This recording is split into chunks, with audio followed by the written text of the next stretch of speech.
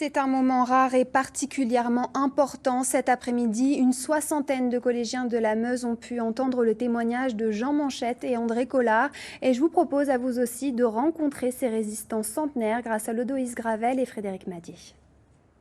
Ils ne se connaissaient pas en 1940, mais ils témoignent aujourd'hui côte à côte de ce qu'ils ont vécu durant la Seconde Guerre mondiale. André Collard, 105 ans, un des derniers résistants de Nancy, et Jean Manchette, 100 ans, ancien déporté et prisonnier politique. J'étais 25 mois l'horreur. Hein. Oh là là, la descente du train, la descente des wagons, des camions, puis tout le reste, crever de faim. On ne pensait qu'à bouffer. Hein. Le 11 novembre 1942, la division d'Astrak, celle de Oradour, et ils sont venus nous déloger dans nos casernes.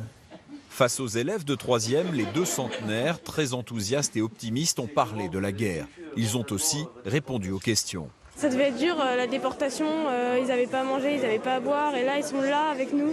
Ils ont réussi à survivre à tout ça et c'est vraiment un truc de... Ouais, franchement c'est dingue. Moi j'aurais été à leur place, je sais même pas si j'aurais survécu à ça, quoi. Vraiment, je suis tellement éblouie par eux, c'est incroyable ce qu'ils ont vécu. Des fois quand ils racontaient, on les sentait émus, comme si ça leur revenait, ils se rappelaient des choses et quand ils parlaient de leurs camarades, on sentait qu'ils étaient touchés par ça. C'est une histoire vivante et ça permet réellement le témoignage d'ancrer la mémoire, d'ancrer l'histoire dans la tête de nos jeunes et des adultes qui sont présents. Et véritablement, ça donne du sens à notre course à la Deuxième Guerre mondiale. En tout, 66 élèves de 3e ont assisté à cet échange avec André Collard et Jean Manchette, deux témoignages qui se font rares et qui resteront un moment privilégié pour ces adolescents.